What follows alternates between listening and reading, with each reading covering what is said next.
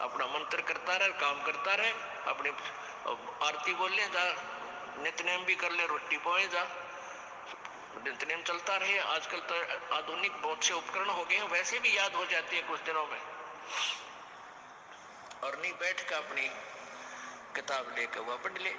अब हवन हो गया तो हम अपना काम आप करेंगे, जो बात बनेगी। किसी के बच्चा हो जाता था। सतगुरुदेव की जय। बंदी छोड़ सतगुरु रामपाल जी भगवान की जय। सत साई भगत जी। भगत जी, जैसे भी आपने बोला कि आरती को लेकर खड़े होकर करने के लिए बोल रहे हो, बता रहे हैं। जैसे गुरुजी तो बोल रहे हैं, आदेश दे रहे हैं गुरुजी कि तू मंत्र किए जा, आरती किए जा, रोटी पोए जा। मालिक आदेश दे रहे हैं मुख कमल से। ऐसा कोई गुरुजी ने आदेश दिया हो कि नहीं तुम खड़े होकर करो? गुरुजी बोले रोटी बनाते हुए कर, काम करते हुए कर, मंत्र कर। मालिक ये बोल रहे हैं, ये बताना ज़रूरी है। इसमें सत्संग में पूरा गुरुजी बता रहे हैं, आदेश गुरुजी कह रहे हैं वो करना है। मेरा ये मतलब नहीं था कि वो ये खड़े होके क्यों कर रहे हैं, या क्यों कर रहे हैं, या और भी कुछ जैसा आप बता रहे हो। वैसा गुरुजी ने आदेश अगर सत्संग में अगर कहीं दिया हुआ है आदेश कि खड़े होकर आरती करना है, खड़े होकर आरती, जैसे सत्संग आश्रम के अंदर 2013-14 12-13 की बात है, जिस समय गुरुजी से खड़े होकर आरती वगैरह कर रहे थे तो भगत लोग सारे आश्रम में खड़े होने लग गए थे, खड़े होकर आरती करने लग गए थे। फिर गुरुजी ने उनको बताइए, सत्संग में बता रखा कि बताया था उनको कि खड़े होकर तुम बैठ के आरती करो। मालिक ने उनको मना किया था, आश्रम के अंदर भी ऐसे खड़े होकर करने लग गए थे भगत जी। वो सत्संग अभी मेरे पास में है नहीं, जिस दिन आएगी उस दिन बताएंगे। गुरुजी ने बैठ के करने के लिए बोला हुआ है। और ये खड़े होकर जैसे कोई भगत गाड़ी चला रहा है या कोई अपने काम में बिजी है, तो वो कैसे दिन में खड़े होकर कर पाएगा? अगर गुरुजी ने बताया कि अगर आपको समय है, अगर टाइम है, तो आप बैठ के कर लो, चाहे कैसे भी करो। मालिक ने स्पष्ट आदेश रूपी सत्संग में ये दे दिया, आदेश दे दिया है कि आप मंत्र भी, आप मंत्र के लिए बोल रहे हो कि मंत्र भी नहीं करना चाहिए। गुरुजी ने आदेश दे रखा, गुरुजी ने मंत्र अपन को देने के बाद में फिर बोला कि ये मंत्र तुम्हें करना है। ऐसा नहीं बोला कि तुम्हें नहीं करना। गुरुजी साथ में कर रहे हैं तो भी अच्छी बात है, कान में लीड डाल के कर लो। गुरुजी ने आदेश दे रखा करने के लिए, आरती करने के लिए भी गुरुजी ने आदेश दे रखा, नहीं करो। अब चाहे तुम बैठ के करो चाहे उठ के करो, वो मालिक ने अपना समय का अकॉर्डिंग बता रखा है कि जैसे जिसको समय है वैसा कीजिए। जैसे गुरुजी के सत्संग बताया कि रात की 12 बजे कोई भगत सोया हुआ है, 3 बजे सोया हुआ, वो 4 बजे उठ के कैसे आरती कर लेगा, 5 बजे उठ के कैसे कर लेगा? तो मालिक ने इसका तोड़ निकाला, गुरुजी ने ये आदेश दे रखे हैं। अगर अपन इसमें अगर कुछ कट कटौती अगर कुछ भी करेंगे तो वो फिर आप समझते हो मैं क्या कहूँगा नहीं। मालिक ने जैसे बता दिया है कि वो ये आदेश अपन को दे रखा है अभी मालिक ने। और आपने जैसे सर पे ढकने के लिए बताया है, अगर सर पे ढकने के लिए गुरुजी का कोई सत्संग में आदेश हो तो वो बताओ आप हमें, उसको हम मानेंगे। भाई गुरुजी ने हाँ आदेश दे दिया सत्संग में कि सर को ढक के करना चाहिए। अगर गुरुजी ने ये कहीं सत्संग में, किसी भी सत्संग में आपके पास में हो तो वो बताओ हमारे को, तो हम मानेंगे। बाकी तो ये तो जैसे वो मुसलमान वाली बात हो जाएगी, वो भी सर पे टोपी रख के करते हैं, वो दिन भर टोपी रखते हैं, तो ये तो एक परंपरा सी चलेगी। अगर गुरुजी ने कहा है तो अपन करेंगे। मालिक ने अगर अपन को बोल रखा वो अपन करेंगे। गुरुजी ने जो आदेश, जैसे आदेश मंत्र का आदेश दे रखा, करना है करना है। आरती तीनों टाइम की आरती हमको करनी है। अब गुरुजी ने उसका निष्कर्ष निकाल दिया, अभी जैसे आपको समय मिले, चाहे खड़े होके करो चाहे बैठ के करो, मालिक ने ये सारा बता दिया। अब भगवान तो खड़े, भगवान तो गुरुजी तो आशीर्वाद देते समय रात, पूरी रात की 4-4, 5-5, 6-6 बजे तक चलते हुए करते हैं। गुरुजी आशीर्वाद देते हैं सबको, भीड़ लगती है आश्रम के अंदर जब आशीर्वाद देते। क्या अपन वो वैसी चीज़ें कर सकते हैं? सारी रात में अपन आधा घंटा भी नहीं खड़ा रह सकते, 1 घंटा भी खड़ा रहना बड़ी मुश्किल हो जाता अब एक जीव के लिए। भगवान तो कुछ भी कर सकते हैं। जैसे आपने इन दोनों चीज़ों का बताया निचोड़, इस सत्संग के अकॉर्डिंग भी आपको बता दिया है। अगर कोई सत्संग हो गुरुजी का, ऐसा कोई सर को ढकने का, ऐसी कोई सत्संग हो तो बताओ, हमें भी करेंगे। क्यों, हमें भी सतलोक चलना है भगत जी, यहाँ नहीं रहना है। और अगर ऐसा कोई गुरुजी ने सत्संग में कोई आदेश बताया तो वो बताइए। सत साहिब, अगर दास से कोई पूछने में कोई गलती हुई हो तो भगत जी पहले तो क्षमा करना। मालिक से भी क्षमा मांगता हूँ, गुरुजी अगर पूछ रहा हूँ, ये मेरा मंथन है, तर्क वितर्क है ज्ञान का, आप बता रहे हैं जैसा भी, मालिक क्षमा करना मुझे। हे गुरुदेव, हे भगवान। भगत जी अगर सर को ढकने के लिए बोला है तो बता दिया। गुरुजी ने मंत्रों के लिए आदेश दे रखा है, आरती के लिए भी आदेश दे रखा है। सत बंदी छोड़ सतगुरु रामपाल जी भगवान की जय हो। सतसाई भगत जी, ये आत्मा के संस्कार और उसकी आध्यात्मिक यात्रा के ऊपर निर्भर करता है कि वो आत्मा कहाँ तक की यात्रा कर पाएगी। दास ने आपको पहली बार बता दिया था कि मन रूप में काल हमारे साथ में है, और उसका सबसे बड़ा दाव यही है कि ये आत्मा भक्ति ना कर ले। वो हर प्रयत्न करेगा उसके मन में शंका पैदा करने की, यथार्थ भक्ति से उसको दूर करने की। देखो भगत जी, दास बहुत बार बोल चुका है, और आपने जो गुरुदेव का सत्संग का जो रेफरेंस दिया है जिसमें गुरुदेव कह रहे हैं कि ये आरती मंत्र अपना चलते चलते कर ले, अपना खाना बनाते समय कर ले, अपना खाना भी बनाता रहे, अपनी आरती भी करती रहे, और बहुत सारे आधुनिक उपकरण भी हो गए हैं, और चाहो तो अपना बैठ के भी कर लो। भगत जी, ये परमात्मा ने सत्संग में कहा कि जब ये दास सत्संग करता है ना, तो सत्संग स्थल पे भगत जी प्रथम कक्षा का विद्यार्थी भी बैठा होता है और पीएचडी वाला भी बैठा होता है। अब जिस आत्मा को वो सत्संग ग्रहण करने की जैसी पात्रता होती है, जैसी योग्यता होती है, उसी अनुसार गुरु जी के वचनों को वो आत्मा ग्रहण कर लेती है। तो उस समय भगत जी नया भगत भी बैठा होता है, उस समय वो मायाधारी लोग भी बैठे होते हैं, वो काम धंधे व्यापार में उलझे हुए लोग भी सत्संग स्थल में बैठे होते हैं जो इतना ज्ञान समझ नहीं पाते। तो परमेश्वर का जो सत्संग होता है उसका मतलब वो अपने हिसाब से निकाल लेंगे कि ठीक है यार, गुरु जी ने कह दिया काम धंधा करते करते अपने आरती मंत्र कर लो, ठीक है यार, अपना ऑफिस में बैठे हैं, अपना कस्टमर आ गया, उनसे बातचीत भी होती रहेगी, पीछे नित्य नियम भी चलता रहेगा, अरे कोई नहीं भाई, अपना खाना भी खाते रहो और अपने आरती भी कर लो, बस हो गया हो गया। और कोई ऐसा भगत भी उस सत्संग स्थल पे बैठा होता है जिसको भगवान समझ में आ गया, जिसको ज्ञान समझ में आ गया, और आत्म कल्याण के लिए उसको समझ में आ गया कि बेटा समझा है तो सिर दर पार बहुर नहीं रहे सादाव। तो भगत जी वो अपना फिर विधि विधान से काम करेगा, वो गफलत वाला काम नहीं करेगा, वो बीच में छोड़ने वाला काम नहीं करेगा, वो परमेश्वर के विधान अनुसार वाला काम करेगा।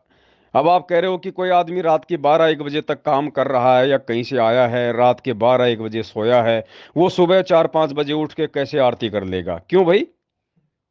कोई आदमी भगत जी रात के 12 बजे कहीं से आया है, और उसको पता है कि सुबह 5 बजे फिक्स हाईवे पे तेरे दोस्त की गाड़ी आएगी, तेरे लिए 10 लाख रुपए लेके आ रहा है जो तुझे बहुत जरूरत है, तूने जो उधार मंगाए उससे।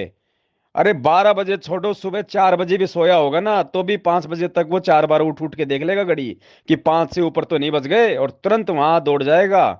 क्यों? 10 लाख रुपए आ रहे हैं, 10 लाख रुपए। तो बड़े भाई, वो 10 लाख रुपए तो दिखाई दे रहे हैं, और ये भक्ति जिसकी कोई कीमत नहीं है, ये नित्य नियम जिसकी कोई कीमत नहीं है, जिसका परमात्मा ने यथार्थ समय बता दिया, संधि, आरती का क्या बताया परमात्मा ने समय? संधि। तीनों आरतियों का समय है संध्या काल, यानी दो समय का मिलन जब होता है उसको कहते हैं संध्या।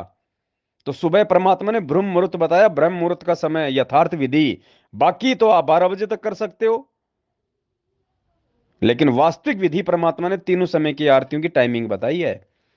तो भगत जी, इस समय मन जो है वो छलेगा, जैसे कहीं ना कहीं आपको छलने का प्रयास कर रहा है, जैसे आपको तोड़ने का प्रयास कर रहा है, आपको यथार्थ भक्ति विधि से दूर करने का प्रयास करेगा, क्योंकि वो नहीं चाहता कि इस समय आत्मा मजबूत हो जाए और मन नीचे गिर जाए।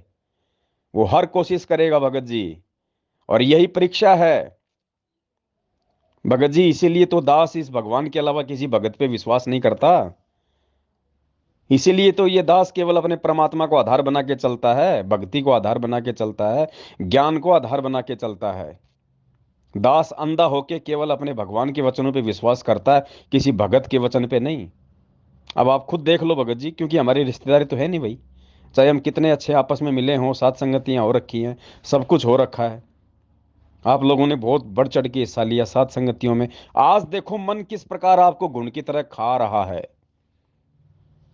आज किस प्रकार से आपको मन ये भक्ति नहीं करने देना चाहता, और आप जैसे भक्तों के अंदर इस प्रकार की कुप्रेरणा कर रहा है, और आपके मन में उस मन की बातें समा रही हैं, और आप हमसे हल्का फुल्का वाद विवाद कर रहे हो। भगत जी, यही तो है काल का दाव, सूक्ष्म चाल और क्या होती है, ऐसे ठग लेगा वो। अब जीतेगा कौन इस मन को? जीतेगा वो जिसने गुरु को भगवान मान लिया, और जिसने अपने मानव जीवन का मुख्य मकसद केवल अपना आत्म कल्याण मान लिया।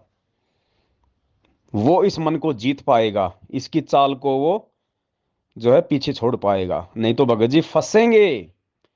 चाहे आप हो, चाहे कोई और हो, चाहे दास हो, वो सभी आत्मा फंसेंगी। क्योंकि दास पहले कह चुका कि 2022 छटनी का टाइम है सत्सेवकों का। मैनेजमेंट की तो छटनी हो ही चुकी है, उनका तो कोई लेना देना नहीं, सबकी मर्यादा खंडित है। छटनी होगी 2022 में सत्सेवकों की। इसलिए भगत जी, ये पवन दास परमात्मा का कुत्ता, ठीक है, जब तक भाई बहन मिल रहे हैं, परमात्मा के अनुसार चल रहे हैं, तो वो मेरे भाई बहन हैं। और जिस दिन कोई भी आत्मा इस परमेश्वर के ज्ञान से जरा भी हटी, पवन दास का लगता ना कुछ भी, चाहे वो कितना अच्छा हो, चाहे 24 घंटे साथ रहता हो। और ये टारगेट सबने बना लेना चाहिए, भक्ति और भगवान और ज्ञान को प्रथम सामने रख के चलो। किसी भगत के ऊपर आश्रित होकर नहीं चलना कि वो बहुत अच्छा है, कई दिनों से भक्ति कर रहा है, बहुत बड़ा सत्सेवक है, उसने 5-7 संगतियां करवा ली।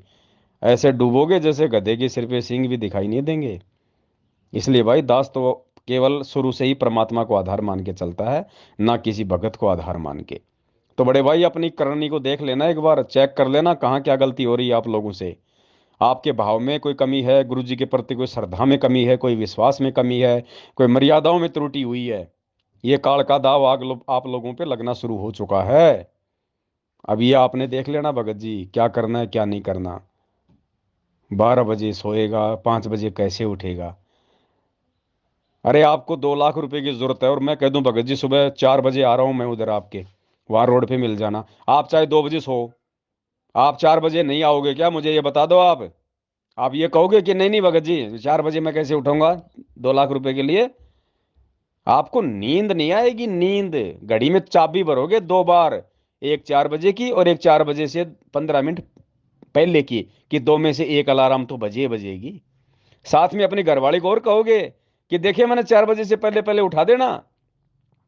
तो भगत जी, इतना स्वार्थ इस भक्ति में लाओ ना, जो उस 2 लाख रुपए में है, तब बात बनेगी। इसलिए परमात्मा कहते हैं, समझा है तो सिर धर पांव, बहुर नहीं रे ऐसा दाव।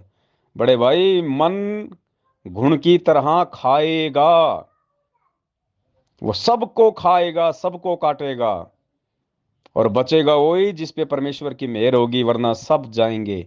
चाहे कोई सत्सेवक हो, चाहे कोई भगत सेवक हो।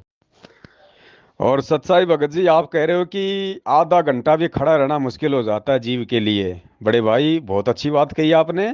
हैं? हैं? तो मतलब भगत कोई सिक्योरिटी गार्ड की नौकरी करता है, वो तो 8 घंटे खड़ा रहता है भाई साहब। उसको बैठे बैठे की नौकरी कौन देगा सिक्योरिटी गार्ड को। अरे किसी भगत की होटल में नौकरी लग रही है, या अन्य जगत वाले भाई बहनों की होटल में नौकरियां लग रही हैं, किसी कंपनी के मेन गेट पे नौकरियां लग रही हैं, वो क्या करते हैं, 8 घंटे बैठते हैं क्या। अब भगत जी, बुद्धि कहाँ जा रही है तुम्हारी, सोच कहाँ जा रही है तुम्हारी, कहाँ जा रहे हो आप लोग, हैं जी। सुबह 4 बजे आप टेम्पू चलाते हो, और सुबह 4 बजे आपके टेम्पू की कोई बुकिंग आ जाए, और आपको लगता है कि मार्केट से 500 रुपये ज्यादा मिल रहे हैं, बड़े भाई आप कहोगे, आप अगले के घर पे 3 बजे जाके चढ़ाई कर दोगे, 3 बजे जाके। क्यों? क्योंकि आपको स्वार्थ है, आपको पैसे दिखाई दे रहे हैं, लेकिन ये भक्ति नहीं दिखाई दे रही है आपको। इसलिए 5 बजे उठने में भी आपको जोर आ रहा है भगत जी। भगत जी, किस पायदान पे खड़े हो और कहाँ जाओगे इस प्रकार से, विचार कर लेना भगत जी। बहुत गहरी साजिश है ये काल की, छोड़ेगा नहीं। आधे घंटे भी खड़ा नहीं रहा जाता। और पहले उन पत्थरों के आगे एक एक घंटा खड़े रहते थे, हैं? अरे बाबा श्याम जी के दर्शनों के लिए जाते थे, पूरी रात वहां पे धक्के खाते थे, लाइनों में खड़े रहते थे, हैं जी। अरे वोट करने जाते हो, वोट करने नहीं जाते थे क्या? एक एक घंटा लाइन में लगे रहते थे उन नेताओं को वोट करने के लिए। अब तुम्हारे लिए आधा घंटा मुश्किल हो गया। वो तुम्हारा बाप इसार जेल में 30-30 दिन का रिमांड सहन कर रहा है, छाती के बाल तक उखाड़ दिए, और तुम्हें आधा घंटे खड़े रहने में दिक्कत आ रही है आज। वाह भाई वाह। क्या करोगे भगत जी भक्ति करके, इससे अच्छा अपने टेम्पू चला लो, फायदे में रहोगे। नहीं हो सकता आप लोगों से ये। इसीलिए परमात्मा कहते हैं, कामी क्रोधी लालची इनसे भक्ति ना होए। और भक्ति करेगा कोई सूरमा, जात वर्ण कुल खोए। ये सूरमाओं का खेल है, ये कायरों का खेल नहीं है भगत जी। टेम्पू चलाओ, सब्जी बेचो, इसी में फायदा है। भक्ति आप जैसे लोगों के बस की बात नहीं है, कायरों का काम नहीं है ये भगत जी। शायद आपकी आध्यात्मिक यात्रा यहीं तक की थी हम सत्सेवकों के साथ में। बाकी आप अपने 3 समय की आरती मंत्र करते रहो, करते रहोगे, हमें उससे कोई सरोकार नहीं है। सत साहिब।